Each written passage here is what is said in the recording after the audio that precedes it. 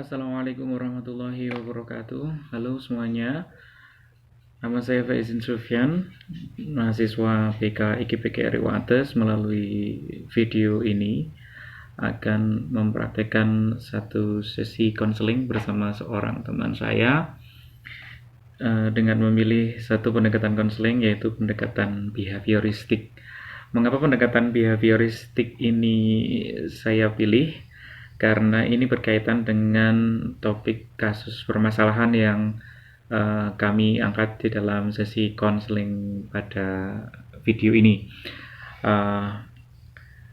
Deskripsi masalah atau deskripsi kasus yang kami angkat di dalam video ini adalah teman saya yang memerankan diri sebagai konseli bernama Lukito memiliki masalah, yaitu skripsinya yang tak kunjung selesai. Yang menyebabkan dia tidak kunjung menyelesaikan skripsi adalah dia lebih asik atau cenderung lebih memprioritaskan kegiatan-kegiatan yang mungkin produktif tetapi tidak kontributif terhadap penyelesaian tugas akhir atau skripsi yang dia laksanakan. Jadi melalui video konseling ini kami akan mencoba menunjukkan konseling individu dengan pendekatan behavioristik dengan teknik reduction atau pengurangan, mengurangi aktivitas-aktivitas yang kurang bermanfaat dan menggantinya dengan aktivitas-aktivitas yang kontributif terhadap penyelesaian skripsi dari Mas Lukito. Selain itu, karena ini terkait dengan prioritas kegiatan, di dalam sesi konseling ini juga kami sampaikan selaku konselor, yaitu time management atau manajemen waktu, sehingga konseli diharapkan dapat melakukan manajemen waktu yang baik agar tetap bisa melaksanakan kegiatan yang sifatnya menghibur, tetapi juga tidak lupa untuk melakukan aktivitas yang kontributif terhadap penyelesaian skripsinya. Pendekatan behavioristik di dalam konseling mengusung konsep dasar memandang hakikat manusia sebagai makhluk yang mekanistik, makhluk yang memberi respon atas stimulus yang diberikan oleh lingkungan. Jadi manusia menurut pandangan behavioristik adalah organisme yang belajar dengan berinteraksi dengan lingkungan. Lingkungan memberikan stimulus, kemudian respon yang diberikan manusia, lalu terbentuklah kebiasaan, dan itulah yang menjadi tingkah laku. Nah, berdasarkan pandangan behavioristik ini, terdapat asumsi perilaku bermasalah, yaitu perilaku yang maladaptif, yang tidak positif, yang negatif, yang itu tidak tepat, tidak sesuai dengan yang diharapkan karena kesalahan manusia, kesalahan orang, kesalahan individu di dalam menanggapi stimulus dari lingkungan. Jadi karena kesalahan dalam menanggapi stimulus, jadi respon yang salah menimbulkan tingkah laku bermasalah. Oleh karena itu, untuk dapat kembali adaptif harus dilakukan teknik-teknik tertentu yang sifatnya membentuk tingkah laku baru atau pengubahan tingkah laku yang negatif menjadi tingkah laku baru yang positif. Oke, semuanya kira-kira gambaran awalnya itu. Lalu tidak usah berlama-lama, kita saksikan video konseling individu dengan pendekatan behavioristik dengan teknik reduksi atau pengurangan dan manajemen waktu. Let's check this video out.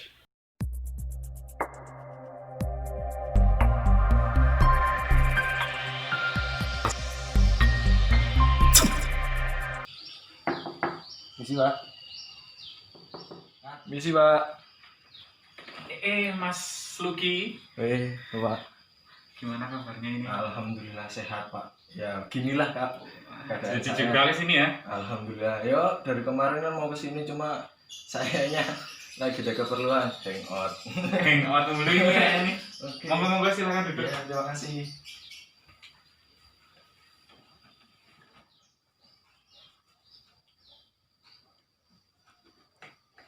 Oke Pak. Jadi gini, saya tuh mau kesini tuh mau konsultasi sekalian silaturahmi ke Bapak gitu. Oh begitu ya. Baik ya. Tapi saya harap tadi kan saya tanya tentang kamu sekarang sering bolos lagi apa enggak ini. Saya harap kedepannya kamu lebih baik lagi, nggak bolos-bolos kuliah lagi, rajin-rajin ikut perkuliahan, toh ya. Iya, ya. Nek kalau untuk sekarang enggak. Mungkin untuk hari-hari ke depan juga enggak kayaknya Pak. Nah itu bagus. Semoga saya senantiasa berdoa, senantiasa berharap nanti ke depan lebih baik untuk kamu. Oh iya, kamu tadi mengatakan ingin berkonsultasi ya. Sebelum ini pernahkah kamu ikut proses konseling sebelumnya? Sebelum ini? Kalau konsultasi skripsi sering, tapi kalau untuk konsultasi konseling belum pernah saya Pak. Oh begitu ya. Iya. Jadi sebenarnya intinya hampir ada kemiripan ya Mas ya. Saya sedikit menjelaskan dulu. Ya. Jadi yang namanya proses konseling itu adalah proses di mana terjadi komunikasi antara seorang konselor dengan konseli. Di situ ada komunikasi antara dua orang ya, konselor dan konseli. Sebagaimana orang kalau konsultasi skripsi kan itu juga sama, ada konsultasi antara si pembimbing, dosen pembimbing dengan mahasiswanya. Nah itu sama, tapi di sini hubungan yang terjadi adalah hubungan membantu. Jadi tugas konselor adalah membantu konseli untuk menemukan alternatif penyelesaian masalah yang dihadapinya. Nah, kira-kira sudah mengerti belum ini konselornya siapa, konselinya siapa ini? Nah, itu Pak. Siapa konselornya dan siapa konselinya begitu. Ini ya Mas Legito ya. Tadi konselor itu adalah mereka yang berpendidikan setidaknya S1 dan mempunyai sertifikat profesi konselor yang tugasnya itu memang membantu konseli untuk menemukan alternatif pemecahan masalah. Ini kamu kayaknya suntuk banget. Memangnya apa ini yang membuat kamu seperti ini? Mau pengen merokok apa piye? Iya. Ya sebenarnya saya menghormati Bapak lah. Bapak kan nggak ngerokok kan. Saya di sini ngerokok ya mungkin karena kecanduan dari teman-teman saya, tapi ya saya mencoba sekarang saya bawanya ini ya Pak. Itu apa itu? Ini pot ya pengganti rokok, cuma mungkin tidak menjadikan orang-orang sekitar saya itu menjadi perokok pasif gitu. Jadi ya tanpa efek samping lah intinya. Ini kan uap air bukan asap. Jadi tanpa efek samping. Oh iya. Jadi ini santai aja lah Mas kamu. Jadi saya boleh menceritakan masalah saya ini Pak. Boleh dong, memang harus kan di dalam proses konseling itu ada asasnya Mas. Jadi ketika kamu datang ke sini saya yakin sukarela. Tadi saya tidak memanggil kamu datang ke sini sendiri. Dan sepertinya memang niat kamu memang ingin menceritakan masalah kamu. Nah itu yang pertama, ada asas kesukarelaan ya. Yang kedua yang terpenting adalah di dalam interaksi konseling itu kita ada asas yang namanya kerahasiaan. Jadi nanti apapun yang Mas Lukito ceritakan ke saya dalam hal ini sebagai konselor itu insya Allah akan terjamin kerahasiaannya. Nah, oleh karena itu jangan ragu untuk nanti Mas Lukito menceritakan masalah yang sedang dihadapi. Terus juga mohon untuk nanti bisa lebih terbuka karena salah satu asas dari konseling adalah keterbukaan. Kalau Mas Lukito bisa terbuka, nanti itu akan berimbas pada akhirnya penyelesaian masalah yang Mas Lukito hadapi akan segera ditemukan solusi-solusi alternatif yang nanti bisa diputuskan oleh Mas Lukito sendiri. Karena dalam konseling seperti ini Mas kita tahu nggak siapa yang nanti ujungnya memutuskan?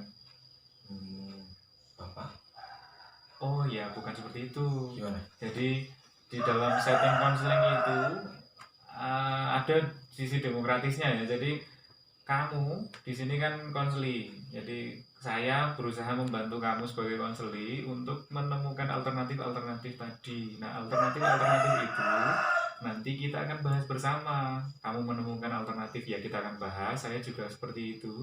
Nah, nanti alternatif-alternatif itu ujungnya kamu yang memutuskan karena di sini adalah yang harus aktif sebenarnya adalah konseli sendiri untuk bagaimana memutuskan nanti program apa, cara apa, langkah apa yang ingin diambil.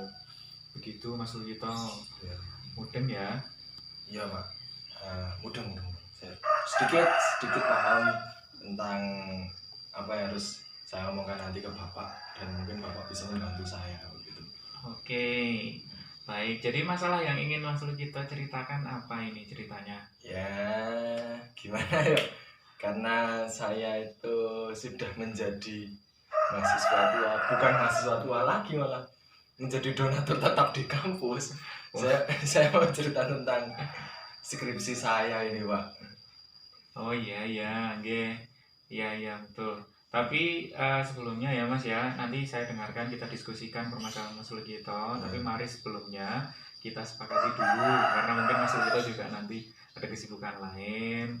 Kita sepakati dulu waktu konseling ini, sesi diskusi hari ini akan berlangsung kira-kira berapa? Kalau kita sepakati mungkin 45 menit sampai 1 jam, apakah itu kiranya cukup nanti untuk kita laksanakan diskusi konseling ini? Nah.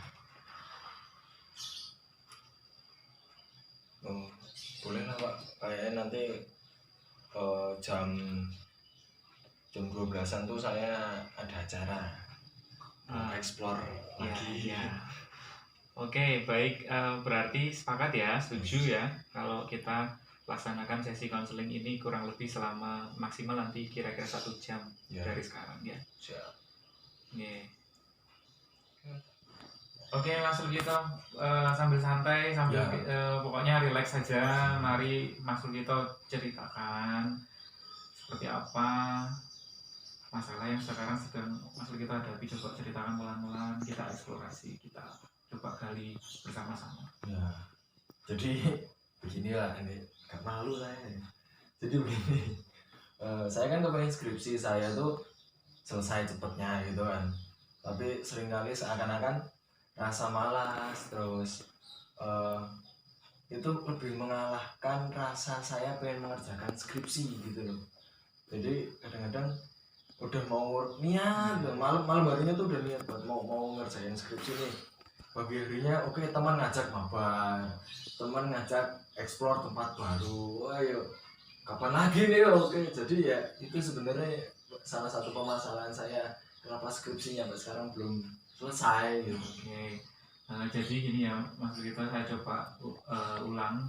Tadi Mas Lugito mengatakan rasa malas yang ada dalam diri Mas Lugito itu cenderung mengalahkan kemauan Mas Lugito untuk mengerjakan skripsi. Jadi akhirnya skripsinya belum selesai.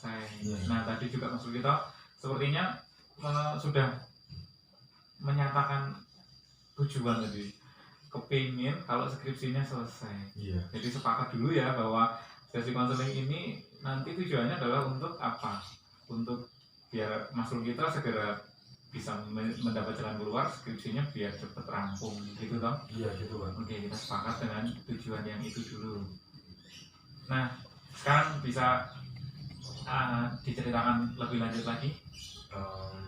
Mungkin apa saja tadi Mas Lugito? Ada mabar dia apa Mas? Mabar itu tuh main bareng ya, jadi kan saya tuh sering ikut e-sport ya. Mungkin bagi saya dan bagi anak muda zaman sekarang itu ada sebuah prestasi, tapi bagi orang tua saya e-sport, saya mainin HP tiap hari nge-game gitu tuh bukan prestasi, karena orang tua saya selalu mengajarkan skripsimu dan dirampung, no skripsimu ayo diselesaikan gitu loh Pak. Nah gimana yo, sebenarnya banyak dari sini tuh banyak waktu luang sebenarnya dari saya daripada mainan e-sport itu tadi kan. Tapi kenapa rasanya tuh malah ingin main HP, nonton TV, bikin video YouTube, hangout sama teman-teman gitu. Jadi yang hal-hal yang kaitannya tuh nggak ada di skripsi begitu Pak. Iya. Berarti ternyata saya ulang ya, ternyata Mas Lukito banyak waktu luangnya. Ya Nah, harusnya ya, tapi ternyata Mas Lukito tadi apa bilang melakukan e-sport, nge-game, mabar, main sama temen buat video YouTube. Nah, pertanyaan saya, apakah yang Mas Lukito lakukan tadi itu produktif secara kaitannya dengan skripsi tadi? Artinya, apakah itu mendukung, kontributif terhadap perkembangan skripsi panjenengan itu? Ya kalau semua kegiatan yang saya lakukan itu untuk di skripsi, tentang skripsi atau malah nyerempet skripsi pun aja enggak Wak gitu loh. Jadi sebenarnya tadinya pikiran saya itu cuma untuk hiburan, karena dengar-dengar dari senior skripsi itu berat, skripsi itu bikin pusing, bikin stres, makanya saya menghibur diri dengan itu semua. Tapi malah kebalik nih, jadi skripsi itu kayak hiburan buat saya ya loh. Jadi lebih banyak mainnya daripada skripsinya gitu loh. Oke. Jadi Mas Lukito malah berpikir sebaliknya, lebih banyak main daripada skripsinya. Nah, coba sekarang, kalau tadi Mas Lukito setuju, sepakat bahwa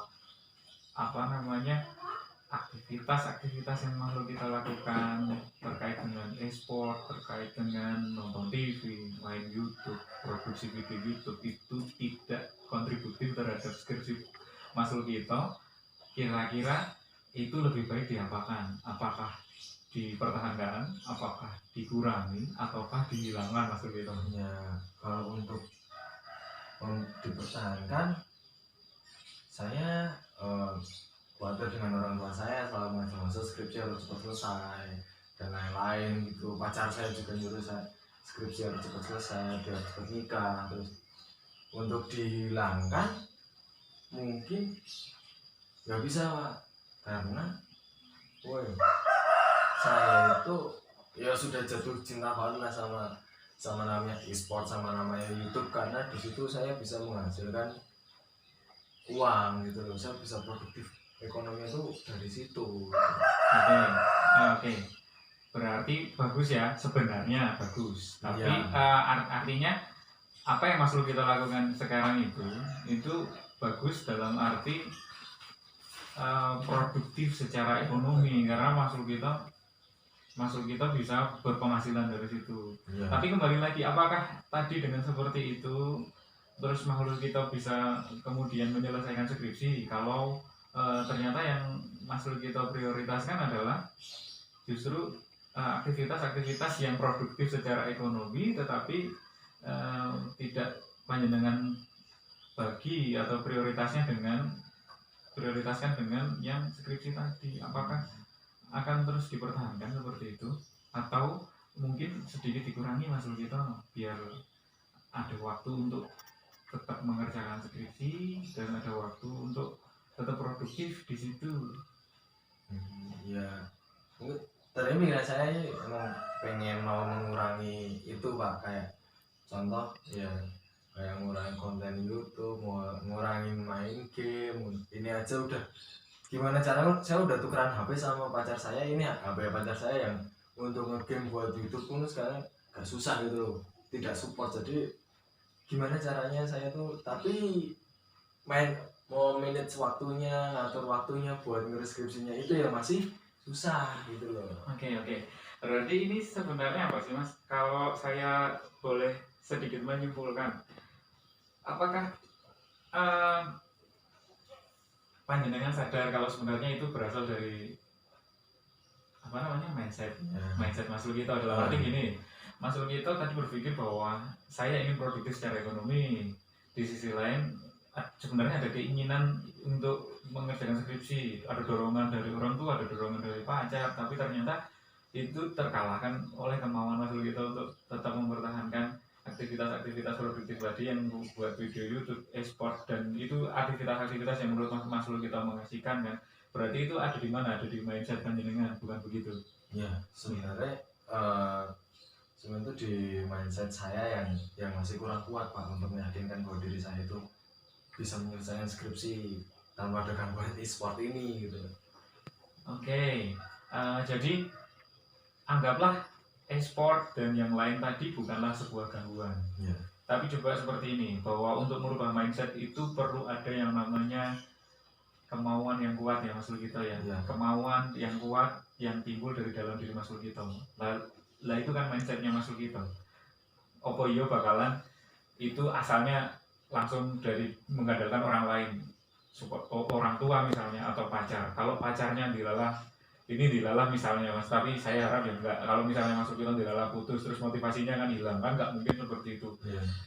Mungkin orang tua ya bisa jadi sumber motivasi, tapi apakah akan seperti itu? Kan itu tadi berasal dari mana? Dari mindset dari dalam diri Mas Lugito sendiri. Jadi kalau bisa itu apa? Harus ada kemauan yang kuat dari dalam diri Mas Lugito dulu untuk menghilangkan malasnya tadi, untuk menghilangkan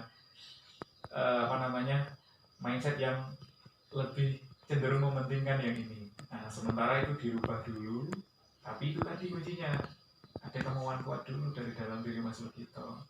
Kalau kita kira-kira bisa nggak Mas Lugito seperti itu? Ya gimana ya? Bisa oke. Nah, Niat. Jadi kalau kita mengatakan kita bisa, itu memang kita dikaruniai potensi, dikaruniai kemampuan potensi untuk bisa. Ketika kita menghadapi sebuah permasalahan itu yang Maha Kuasa Tuhan itu tahu bahwa kita itu memang memiliki potensi untuk bisa menghadapi menyelesaikannya itu Mas Lugito. Jadi kalau saya boleh sedikit berbicara sedikit agak teoritis sedikit lah. Kalau di dalam filsafat itu ada yang mengatakan filsafat teras atau filosofi teras. Nah, ada sesuatu yang bisa kita kontrol, yang itu dari dalam diri kita. Tapi ada sesuatu yang memang tidak bisa kita kontrol, yaitu faktor dari luar diri kita.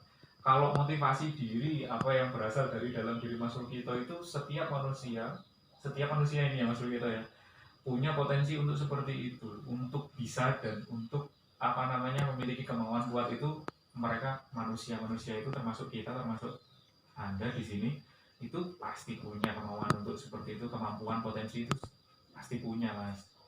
Tadi Jenat sudah mengatakan bisa ya, berarti langkah pertama adalah tadi apa? Merubah pola pikir saya. Ya, merubah mindset. Agar apa? Agar yang jadi prioritas yang mana dulu saat ini? Iya, skripsi saya harus selesai. Oke. Jadi langkah pertama merubah mindset sudah, kemudian langkah berikutnya adalah memprioritaskan. Ya, memprioritaskan skripsi saya. Oke. Kemudian apakah yang lain tadi berarti tidak boleh? Boleh, dikurangi. Ya, betul. Jadi bagus Mas Lugito sudah tahu sendiri. Jadi ada beberapa tadi jalan keluar yang bisa dirumuskan ya. Yang pertama adalah Mas Lugito mulai merubah mindset, kemudian yang kedua Mas Lugito memprioritaskan ya. Saat ini Mas Lugito memprioritaskan skripsi. Nah, lalu kemudian setelah memprioritaskan skripsi, otomatis kegiatan-kegiatan yang tadi itu bukan tidak boleh, tetapi di manage sedemikian rupa, diatur sedemikian rupa agar apa Mas Lugito, agar fokus Mas Lugito ke skripsi itu lebih gitu. Bukan berarti yang fokusnya terus ke aktivitas-aktivitas yang kurang mendukung skripsi tadi. Tidak hilang tetapi dikurangi. Nah, manajemen waktunya mungkin bisa ditaruh di mana Mas Lugito? Mungkin bisa ketika Mas Lugito di weekend. Iya enggak? Ya. Setuju enggak kalau seperti itu? Setuju Pak. Sepakat ya? Sepakat. Berarti di hari-hari weekdays, di hari-hari yang Mas Lugito itu kira-kira bisa masuk ke kampus, bisa cari apa Mas Lugito kalau skripsi yang mendukung kegiatan-kegiatan yang mendukung skripsi itu. Ke perpustakaan itu cari referensi ya, ya. Cari buku, cari macam-macam. Nah, itu bisa Mas Lugito lakukan di hari-hari masuk kampus. Nah, nanti di weekend Sabtu atau Minggu Mas Lugito bisa hangout sama teman, doing e-sport, melakukan e-sport tadi, main game bareng tadi, itu semua bisa. Jadi tetap bisa, porsinya saja ya dikurangi. Nah, itu Mas Lugito sudah paham ya. Siap. Ya, saya sudah menemukan jalan keluar dari permasalahan saya, dan Bapak sangat membantu cara membuka pola pikir saya yang lebih baru ini Pak. Saya terima kasih Pak. Nah ini tadi semua masuk kita loh yang apa namanya sadari ataupun tidak itu masuk kita tadi yang Ya, yang tapi apa kan namanya, mungkin kalau memutuskan enggak, itu kan. saya nggak main ke sini, saya nggak nemuin Bapak, terus mungkin saya belum dapatkan pikiran itu, belum dapatkan ide-ide itu. Oke, bagus lah. Maksudnya Mas Rukito sekarang sudah mulai terbuka, pikirannya sudah mulai terbuka, sudah mulai sadar bahwa di satu waktu kita memang perlu memprioritaskan sesuatu yang lebih urgent, sesuatu yang lebih emergency lah katakanlah seperti itu, sesuatu yang ada kalanya kita walaupun sudah produktif tapi memprioritaskan sesuatu yang memang menjadi tuntutan bagi kita. Kita kuliah sekolah S1 ya tugas kita menyelesaikan tugas akhir bentuknya skripsi ya Mas Rukito punya kewajiban itu, maka ya usahakan itu selesai. Nah begitu Mas Rukito. Oke, siap. Terima kasih Bapak. Saya mungkin sudah mengganggu waktu Bapak tadi, sudah ya dengan kesepakatan kita tadi udah hampir 1 jam ini. Saya juga ada kebutuhan, saya tak mohon pamit dan terima kasih banget Bapak. Oke, ya Mas Rukito silakan nanti boleh sebentar tapi sebentar nih. Maksudnya Mas Rukito boleh pamit ini setelah ini, tapi kita sepakati dulu kan tadi Mas Rukito sudah mengatakan ada langkah ini, ada manajemen waktu, ada skala prioritas, memprioritaskan skripsi, kemudian ada langkah-langkah kegiatan yang mendukung skripsi itu. Kira-kira kalau perasaan Mas Rukito, pikiran Mas Rukito sudah terbuka, perasaan Mas Rukito sudah mulai lega itu, kira-kira setelah ini atau kapan ini mau memulai program-program yang tadi sudah kita bahas bersama tadi itu? Besok pagi Pak. Wah, target yang sangat besok pagi harus mulai penelitian lagi, observasi lagi. Bagus ya, ini saya sangat mendukung, saya sangat berharap Mas Rukito benar-benar merealisasikan apa yang menjadi target hari ini. Iya. Bahwa besok pagi Mas Rukito mengatakan akan mulai menata skala prioritas, menata waktu, menata kegiatan aktivitas yang mendukung dan kontributif terhadap perkembangan penyelesaian skripsi Mas Rukito ya. Saya berharap, saya berdoa Mas Rukito bisa menyelesaikan skripsi, bisa melaksanakan skripsi, punya potensi untuk itu dan mengembangkan potensi sedemikian rupa sehingga skripsinya juga selesai, kuliahnya rampung, dan juga aktivitas-aktivitas yang tadi produktif secara ekonomi tadi juga tetap berjalan Mas Rukito. Begitu Mas Rukito. Jadi Mas Rukito juga sudah ingin ada acara setelah ini. Begitu. Ya, terima kasih Bapak. Saya tak mohon pamit sekali lagi ya. Mohon maaf sudah mengganggu waktunya Bapak lagi. Ini bukan mengganggu waktu, memang sudah tugas kami seperti itu. Jadi hati-hati ini setelah ini mau kemana ini, hati-hati ya. Mau nyelesain e-sport Pak. Untuk yang terakhir kalinya, besok udah harus fokus lagi. Ya. Terima kasih Pak.